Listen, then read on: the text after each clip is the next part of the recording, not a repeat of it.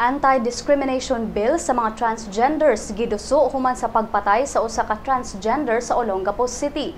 US Embassy ni pasalig nga mutabang sa investigasyon kabahin sa Amerikanong nalambigit sa krimen. Si Daryl Anunciado sa report. Grupo sa mga transgenders na nawagan sa daling pagpasar sa anti-discrimination bill, human gipatay ang usa ka transgender sa Olongapo City sa niadtong Sabado.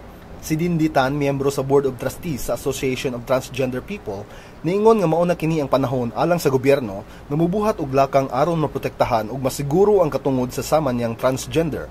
Niadtong Sabado ang patayng lawas ni transgender nga si Jeffrey Laude nakit-an sud sa banyo sa kwarto sa Cell Zone Lodge sa Olongapo City. Matud sa usa ka hotel personnel nga wahing nakit-an ang biktima kuyog ang usa ka lalaking foreigner nga nag-check-in sa hotel alas 11:30 sa gabi niadtong Sabado.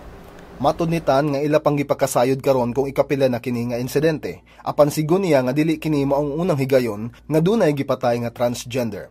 Nang hinaot ang ilang grupo nga magsilbing wake-up call ang insidente ngadto sa mga mambabalaod aron mapasar ang anti-discrimination bill alang sa mga transgenders. Kini si Daryl Anunciado alang sa Sunstar Pilipinas. Ang US Embassy sa Pilipinas nakikoordinar na sa mga otoridad alang sa investigasyon ug sa pagsulbad sa kaso.